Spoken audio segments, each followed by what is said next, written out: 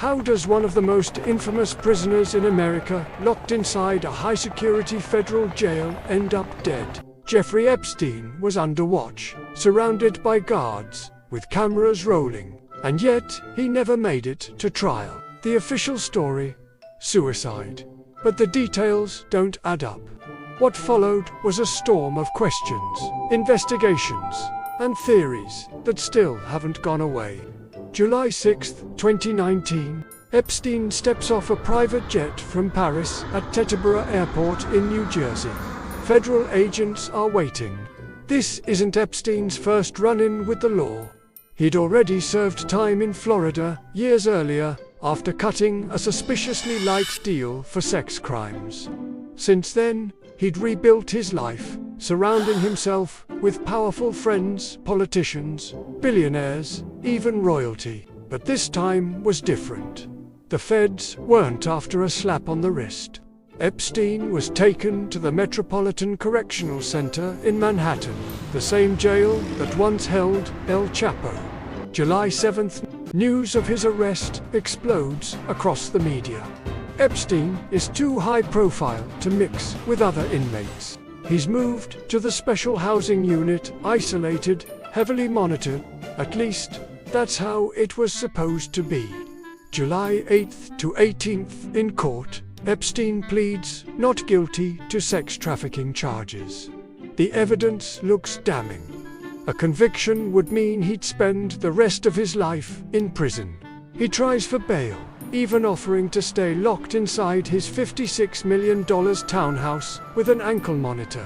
The judge doesn't buy it. He's staying in custody.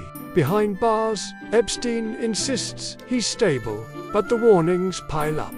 He's depressed, possibly suicidal. Still, prison staff decide he doesn't need constant surveillance. That decision would haunt them. July 23rd at 1:27 a.m., Epstein is found semi-conscious on the floor of his cell, bruises around his neck, a strip of cloth nearby. Was it a suicide attempt or something else? His cellmate at the time was Nicholas Tartaglione, a former cop facing murder charges. Tartaglione swore he wasn't involved. Some of Epstein's accusers weren't so sure. They believed someone wanted Epstein silenced before he could talk. Late July, Epstein is placed under 24/7 watch in a special observation cell. Bright lights on, with glass windows and every risk removed, but only for a week. By July 30th, officials returned him to the same unit as before. Back to routine, back to risk. August 8th to 9th, Epstein writes a bitter note about jail conditions. Rats, bugs, and guards mocking him. He quietly signs his will, moving his fortune into a trust. The next day, thousands of pages of court documents are unsealed, exposing the full scope of accusations against him. His public reputation is destroyed forever. That night, his cellmate is transferred out. By policy, he should have had a new one.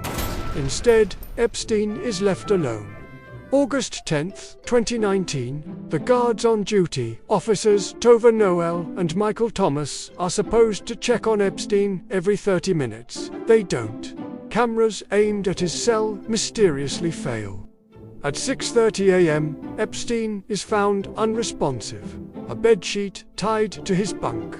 By the time help arrives, it's too late. The most high-profile prisoner in America is dead. Aftermath: protocol was broken at nearly every step.